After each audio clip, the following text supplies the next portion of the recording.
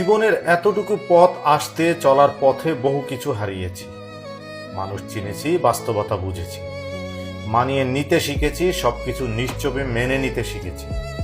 অনেক স্মৃতি জমিয়েছি, সেসব স্মৃতির পৃষ্ঠায় পৃষ্ঠায় অপূর্ণতা, আক্ষেপ ছাড়া কিছুই নেই, অথবা আছে হয়তো অপ্রাপ্তির কোণঠাসায় প্রাপ্তিগুলো উঠে আসতে পারে না।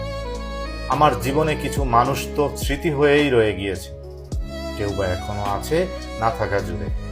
এসবের মাঝে সব থেকে মূল্যবান যেটা হারিয়েছি সেটা হলো আমি নিজেকে। অতীতের কোনো এক বেড়াজালে আটকে রয়ে গিয়েছি, এখন আর খুঁজে পাই না নিজেকে, অথবা বলা যায় খুঁজতে যাইনি আর। ইদানিং নিজের ভেতর অন্য এক সত্তাকে অনুভব করছি। তুলনামূলক এখনের আমি আগের আমির থেকে ম্যাচিউর। এখন আর অত সহজে কেউ আমাকে বোকা বানিয়ে যেতে পারে না। কারো কথা গায়ে মাখি না, যে যা ভাবছে ভাবুক।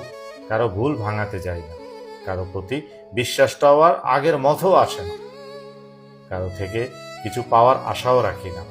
এই আমিটাকে পাওয়ার জন্য আগের আমিটার ধ্বংস বোধহয় প্রয়োজনই ছিল। এই পৃথিবী গিভ অ্যান্ড টেকে চলে, কিছু ত্যাগ না করলে উত্তম কিছু পাওয়া যায়।